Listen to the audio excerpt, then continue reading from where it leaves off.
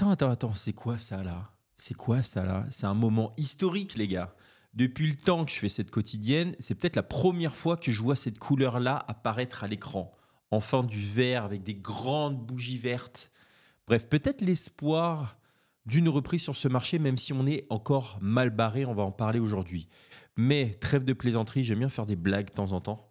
Mais encore hier, pendant 24 heures, hein, il y a quelques heures, le marché crypto continue de vivre encore une semaine extrêmement compliquée. On va voir d'ailleurs en fin de vidéo pourquoi on a connu un petit peu de vert, en tout cas peut-être un petit espoir de reprise au niveau du marché. Mais selon les derniers chiffres qu'on a, on a 133 milliards de dollars qui se sont évaporés en seulement 24 heures.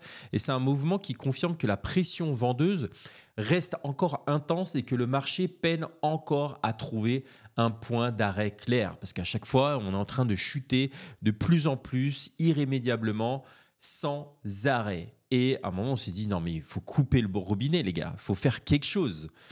Et derrière cette chute-là, en fait, il y a un élément qui revient en boucle, c'est les fameuses liquidations. Et rien que sur la dernière journée, on parle de plus de 1 milliard de dollars de positions à effet de levier qui ont totalement sauté, dont 718 millions provenant des longs, donc des personnes qui ont misé à la hausse, qui espèrent que le marché reparte. Et autrement dit, ceux qui misaient justement sur cette reprise-là, se sont directement fait et complètement balayés. Alors cette pression s'est directement ressentie sur les prix parce que Bitcoin est repassé il y a quelques heures en dessous des 90 000 dollars, 89 400, 89 300 ici. Et Ethereum, de son côté, est même passé en dessous les 3000 dollars. Mais rappelle-toi, on a connu pire. On a connu 1400 dollars pour Ether. Je crois que c'était début 2025 avant qu'il fasse un x3 historique. Mais malheureusement, en fait, cette vague de liquidation ne s'arrête pas là. Parce que si on cumule justement le nombre de liquidations totales, on est aujourd'hui à 4,5 milliards sur les 7 derniers jours qui n'ont pas arrêté d'être baissiers. Et c'est un rythme qui met clairement le marché à genoux. Il n'y a pas d'autre mot à dire.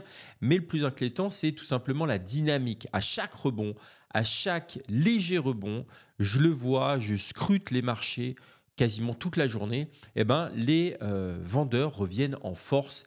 Et on le voit au niveau des bougies, à chaque fois, les bougies, dès qu'il y a un départ, on se fait sécher, comme juste ici, à plusieurs reprises, on se fait sécher. Ici, on a une légère reprise, on se fait sécher. Et puis après, on a légèrement des supports. Là, ici, on a vu que 96 500, c'était assez compliqué. Là, on se contente, on va dire, des 93 400.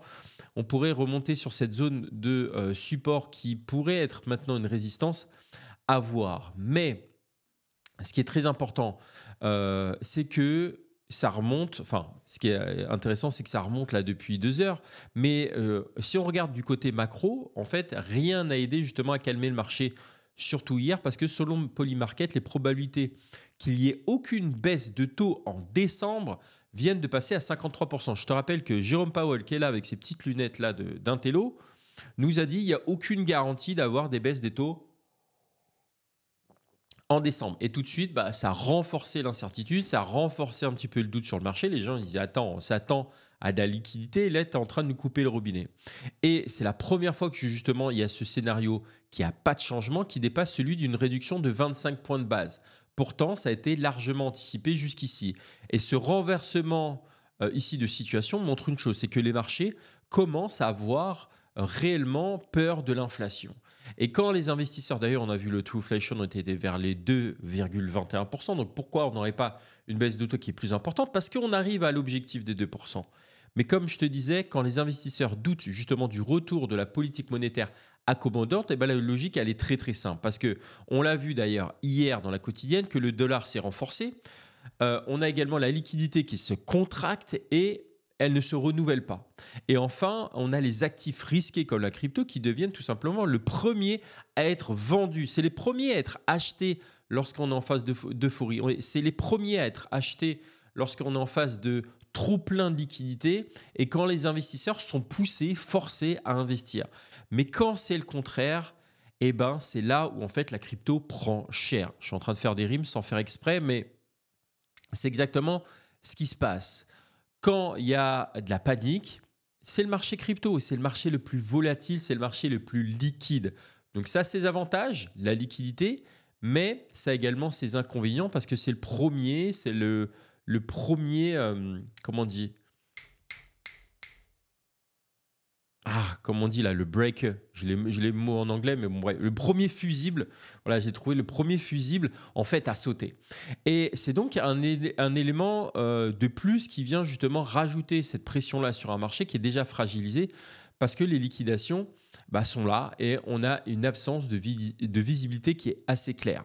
Et si on cherche d'ailleurs à comprendre un petit peu pourquoi le marché a continué de plonger, malgré j'allais dire la géopolitique, mais malgré la macroéconomie qui est plutôt favorable avec le shutdown qui a été sauté, les lois crypto qui vont être relancées, les ETF qui vont être relancés, la fin du QT le 1er décembre, dans maintenant 12 jours, au niveau macro, on ne peut pas faire grand-chose de plus. En plus, on a eu les tarifs douaniers qui se sont calmés au niveau de la Chine. Mais du côté international et du côté du Japon particulièrement, le rendement des obligations japonaises à 10 ans a atteint son plus haut niveau depuis 2008.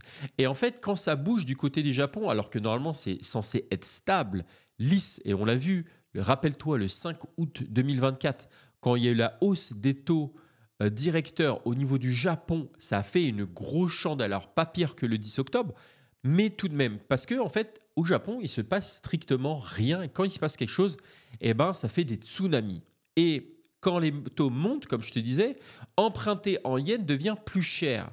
Alors que pendant des années, les investisseurs ont profité de ce qu'on appelle le carry trade, c'est-à-dire le fait de pouvoir emprunter au Japon à presque un taux zéro pour investir ce capital partout dans le monde. Et ce qu'il faut comprendre, c'est que, sauf que maintenant, en fait, quand les taux montent, beaucoup sont forcés de fermer leur position, donc ils vendent tout simplement tout. Et on voit ces mêmes ventes, que ce soit sur l'or, que ce soit sur les actions, et encore plus sur les actifs volatiles. Alors ensuite, on a cette fameuse nervosité autour des Epstein Files. Tu sais, là, le Congrès aujourd'hui, en fait, va voter pour savoir si ces fameux documents explosifs seront rendus publics. Alors, on est loin de la macro, on est loin de la géopolitique, mais le marché s'attend justement à ce qu'il y ait des noms très importants qui apparaissent dans ces fichiers-là. Et chaque fois que des puissants, si je puis dire, risquent d'être exposés, les marchés deviennent nerveux. Surtout que, on parle un petit peu de Donald Trump dans ces dossiers-là, donc voilà, ça peut faire peur. Et enfin, on a la liquidité, encore et toujours, parce que même si le shutdown est terminé, le Trésor américain n'a toujours pas commencé à réinjecter de l'argent du TGA dans l'économie. Et si tu ne sais pas ce que ça veut dire le TGA, je t'en ai déjà parlé dans les anciennes quotidiennes. Bref, cela fait maintenant 6 semaines que les marchés tournent avec très peu de carburant. Souvent, je te parle d'essence de carburant. Et en ce moment, on n'a même pas de moteur. J'ai entendu un petit peu dans les commentaires encore hier. On a de l'essence peut-être, mais on n'a pas de moteur pour faire tourner cette essence-là. Et tant que justement la machine ne redémarre pas, la pression reste maximale comme actuellement. Donc bref, on a également donc ce marché qui va clairement pas bien. On a le Q4 qui s'ouvre et qui se maintient sur du rouge que personne n'attendait, le fameux October. On avait le November qui était historiquement hyper bullish pour le marché qui ne l'est pas. Et tout le monde se pose la question, est-ce qu'il faut vendre ? C'est ce que tout le monde se demande presque tous les jours depuis quelques temps. Ils se disent, non mais ça continue de baisser, à un moment ça va rebondir. En fait, c'est là où en fait, la partie mindset, état d'esprit super important qu'il ne faut pas craquer dans la tête. Parce que quand on voit des chutes tous les jours, des bougies rouges tous les jours sur le marché, on se dit à un moment, je vais vendre parce que ça continue de baisser. Et honnêtement, on est dans cette zone-là, en fait, une période de marché qui est très difficile, peut-être la plus difficile sur les 2 dernières années, et littéralement au bord d'un vrai bear market. On l'est peut-être déjà techniquement parlant, macroéconomiquement, économiquement, géopolitiquement, non. Donc si aujourd'hui tu te poses la question, si tu es exposé à ce marché et que tu ne veux pas surtout partir négatif ou perdre ce que tu as en portefeuille, alors oui, sauf ce que tu peux, parce que peut-être que tu es trop exposé, ou revois ta stratégie d'investissement pour être plus émotionnellement impacté. Personnellement, ça fait 8 ans que je suis dans ce marché-là, et cela ne me fait plus rien. Et si tu n'as pas de stratégie, trouve-en une. Sinon, tu vas te faire bouffer par les baleines Et on va le voir que les institutions sont en train d'accumuler massivement alors que les particuliers sont en train de lâcher parce qu'ils n'ont pas cette vision-là. Si tu l'as, mets le mot vision en commentaire et j'ai envie de te dire fuck le court terme. On s'en fiche, d'accord? Bref, en revanche, si pour toi, tu as conscience de ce risque-là, mais tu vois cela comme une réelle opportunité, on va regarder ensemble justement ce qu'on peut attendre de ce cycle qui est vraiment très spécial.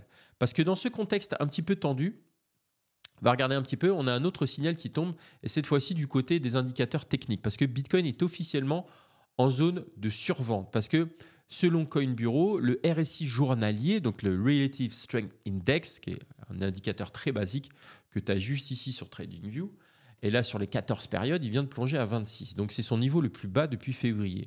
Et pour rappel, quand on a un RSI sous 30, ça indique statistiquement que le marché est survendu, et peut-être une phase d'opportunité. C'est-à-dire que là, ici, dans ce type de schéma-là, qu'on touche très très rarement en dessous des 30, il y a trop de ventes en très peu de temps. Et ça veut dire qu'un rebond est quasiment garanti parce que dans les phases de stress extrême, le RSI peut rester bas, justement, quelques temps. Mais historiquement, en fait, ce genre de lecture-là accompagne souvent la vague de panique. Et ensuite, on peut avoir un rebond comme ça a été là, par exemple, en mars. Mais selon Cointelegraph, parce que si on regroupe et on recouple toutes les informations, selon Cointelegraph, je te disais il y a 2 minutes, que les whales continuent d'accumuler, alors que les petits porteurs, eux, sont en train de vendre dans la panique. Et c'est normal, parce qu'émotionnellement, ils ne sont pas prêts. Ils ne sont pas abonnés à la chaîne non plus, mais ils ne sont pas prêts. Et les portefeuilles ici dont on parle, c'est les personnes qui détiennent plus de 1000 BTC qui sont en nette augmentation. Ce qui signifie que les acteurs les plus solides profitent de cette volatilité, de cette panique générale pour renforcer leur position. Et à l'inverse, les petits holders se délestent au fur et à mesure que le prix chute. C'est un comportement qui est très classique dans les phases de stress extrême où l'émotion, justement, prend le dessus et prend le pas. Et encore une fois, ce n'est pas un signal ici de retournement immédiat, loin de là, mais c'est typiquement ce qu'on observe justement lors des creux de marché. Parce qu'on a la peur d'un côté et on a les opportunités de l'autre. Même si on est sur une semaine décisive, je t'en ai parlé, où en fait, il faudrait qu'on remonte au-dessus. Pour l'instant, on est en train de galérer, mais il faudrait qu'on remonte massivement au-dessus des 100 000 $.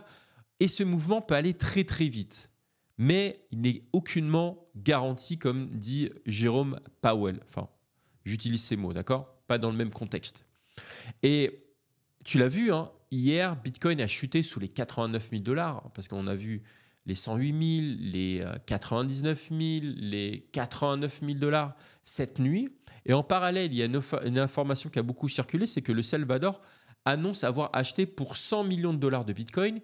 Et comme Michael Saylor, ou d'autres également acteurs long terme, ils ne regardent pas ici le prix à court terme, ils appliquent simplement leur stratégie d'accumulation.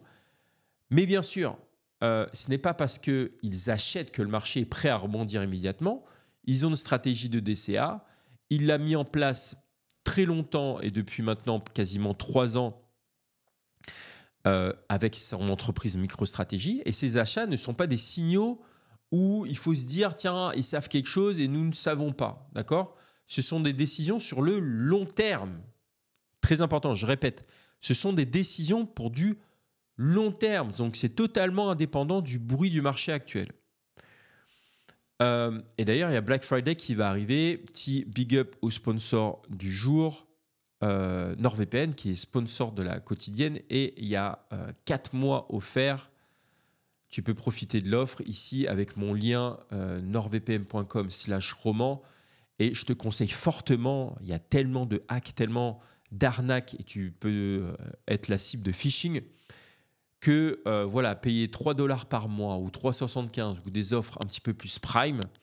Ici, tu vois, par exemple, tu as une protection de navigation anti-malware pour 4,72 $ par mois. C'est que dalle. 4 mois offerts si tu prends 2 ans d'abonnement.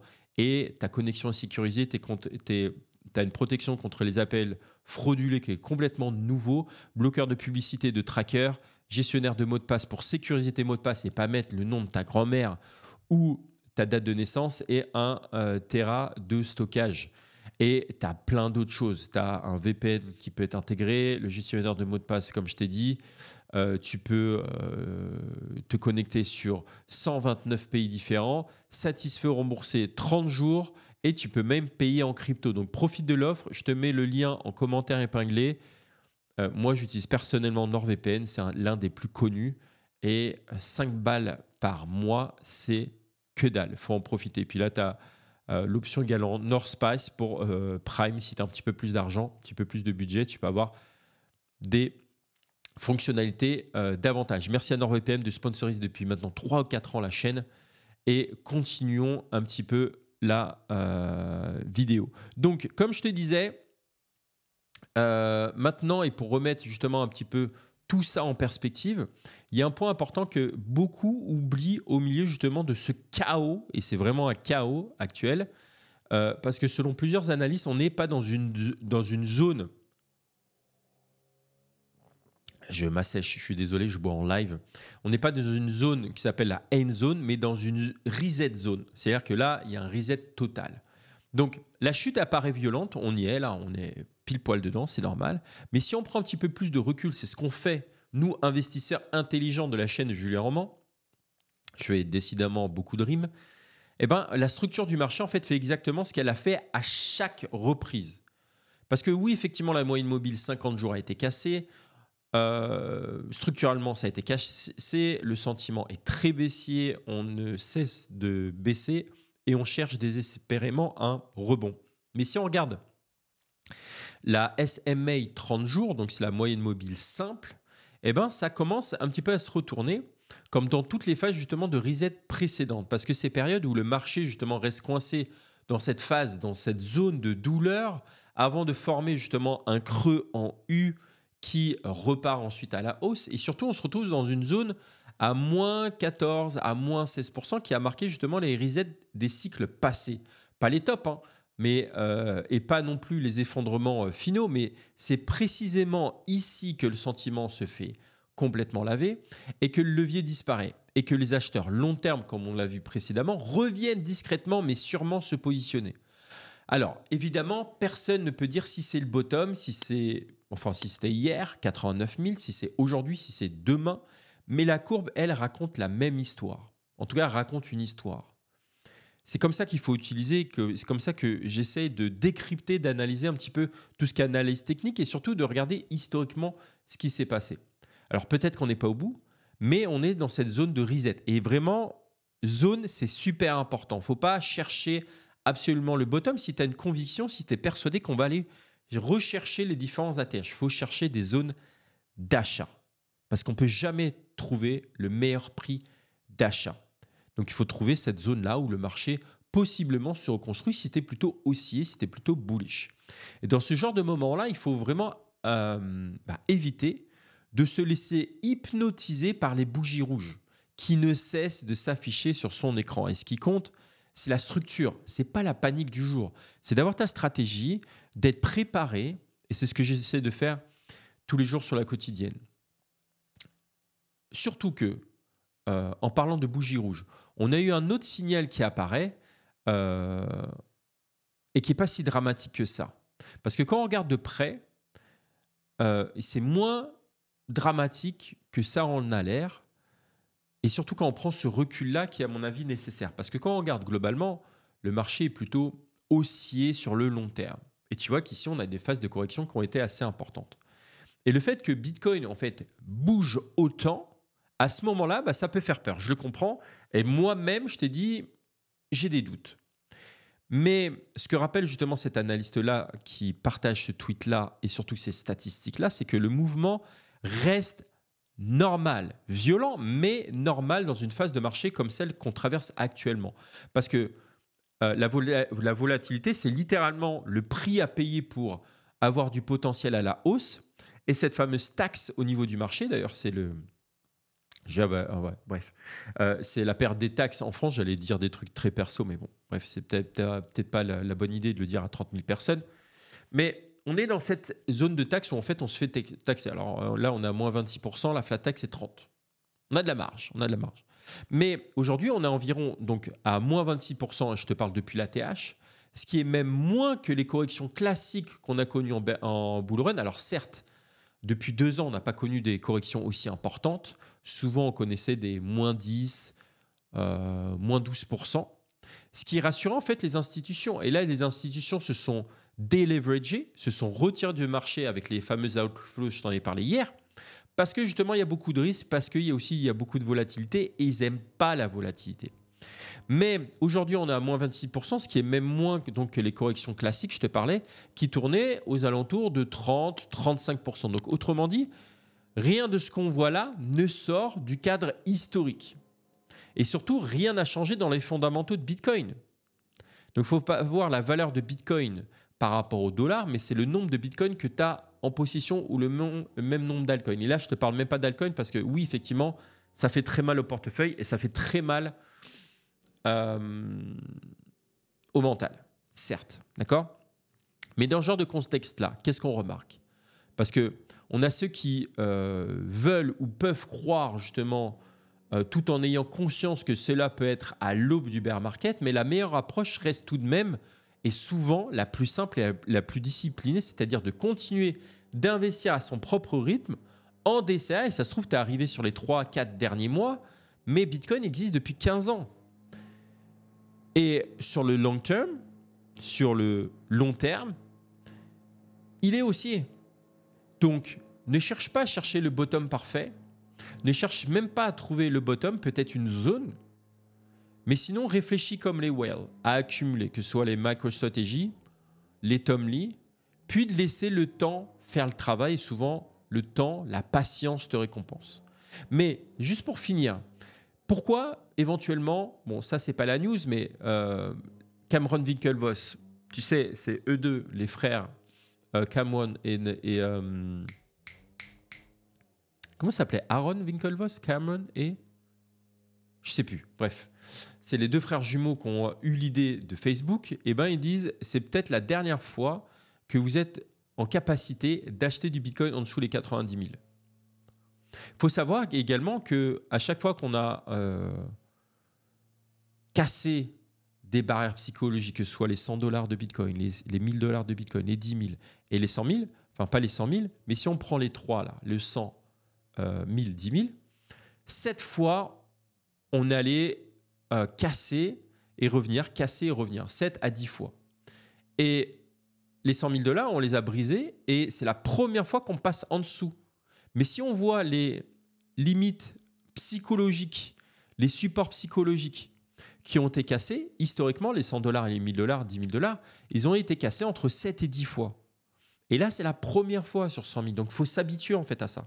On dit, tiens, 100 000, ça va être un support important. Non, clairement pas. Support important, c'est les 60 000. Moi, je regardais un petit peu le graphique ici. Je me suis dit, on aurait pu connaître un 32% depuis l'ATH et même aller visiter les 83 000 $. Est-ce que je l'ai matérialisé ? Non, je ne l'ai pas matérialisé. Mais je me dis, bon, 83 000 $, on aurait pu être sur le bottom potentiel. Parce que c'est ce qu'on a connu en 2019, potentiellement.